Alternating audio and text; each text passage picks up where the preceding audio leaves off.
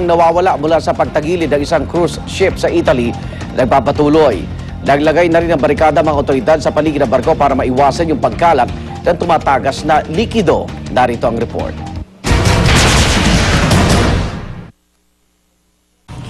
Kuha ito ng mga rescuers sa loob ng tumagilid na cruise ship na Costa Concordia sa Italy.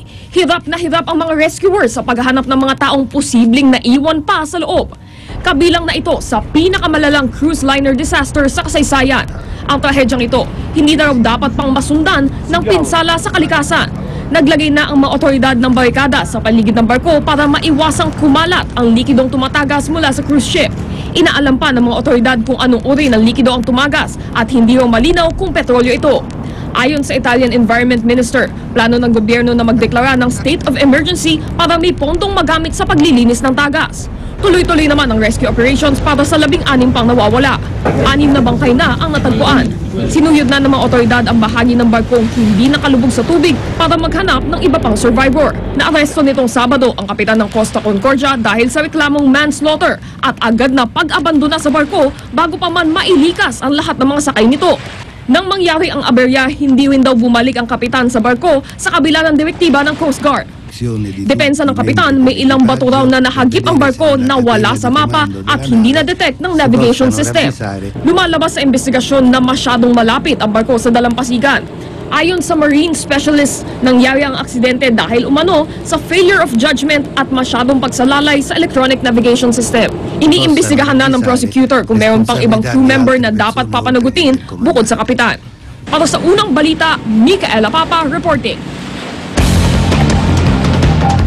Binamadali na ng Philippine Embassy sa Rome ang pag-uwi sa Pilipinas ng halos 300 Pilipinong crew member na tumagilid na cruise ship. Ayon sa mga nakaligtas na Pilipino, hindi po biro ang kanilang pinagdaanan. Ang kanilang kwento sa report ni GMA News stringer Marita Moahe. Mula Roma, dinayo ng GMA News ang liblib na lugar na ito sa Marina di Grosseto sa probinsya ng Grosseto. Dito dinala sa hotel ang mga Pilipinong nakaligtas sa tumagilid na cruise liner na Costa Concordia. Naabutan namin si Gretchen Semana, mahigpit ang yakap pagkakita sa mga kaibigan Pilipino.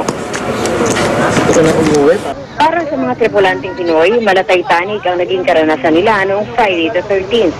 Ang higanting barko nilang 3 beses ang laki ng football field, sumadsad sa Isola di Giglio bandang alas 10:30 ng gabi. Nervous po, tsaka umiiyak. Kasi kala ko mamamatay na ako. Dahil ang hirap po nun kasi nakaganon na talaga yung barko nakatagilid na. Tapos yung tubig, papasok ng papasok. Siyempre yung barko puno-puno ng tubig. Hindi namin alam magagawin. Kaya nakipag-agawan sa pasahero. Yung isang pasahero na nakiagaw na kami. Punta doon para makasakay lang. Tulakan, ganyan. Tapos yun, nung medyo nakasakay na sa lifeboat, kampante na po. Yung pelikulang Titanic, yun ang talagang nangyayari. Oo, papalunod na. Tapos, yun, walang naisalbang gamit, passport, wala lahat. Kahit pera, walang naisalba, sarili lang. Kinuha ko yung tubig at saka life jacket. Tapos yun, sigawan na ng ang mga pasahero. Nakikita ko sigawan na yung, may nakita pa akong pasahero yung bata, pinataas na lang, sabi ng pasahero, kunin mong anak ko, iligtas mo na lang muna. Hinagis na lang ako ng kasamaan ko doon sa lifeboat. Tapos sinalo ako ng isang Indiano doon sa lifeboat, patapos yun, nanginginig sa lamig.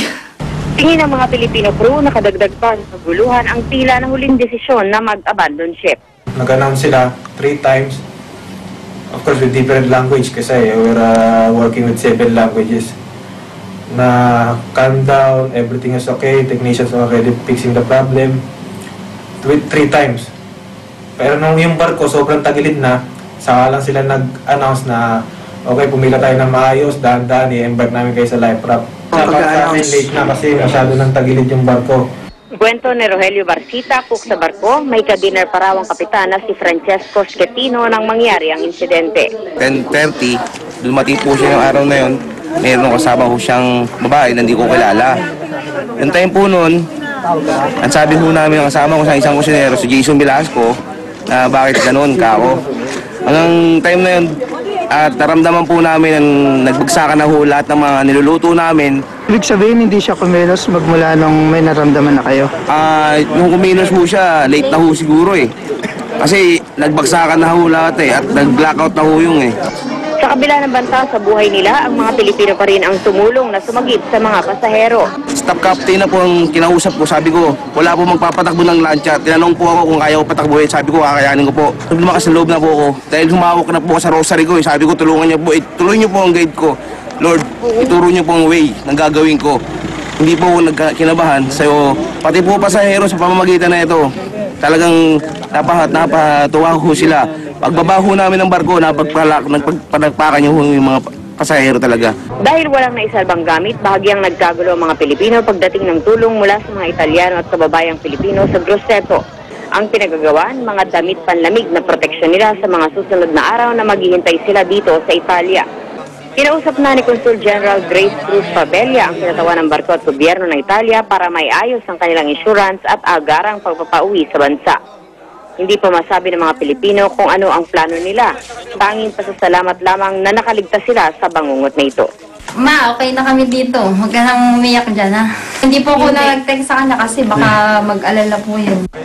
Mula rito sa Italia, kasama si Ferdy Villones, Marita Muaje, GMA News. Sa kabila ng mga peligrong kinakarap ng mga tripulante, pila-pila pa rin ang mga Pilipinong nag-a-apply bilang seafarer.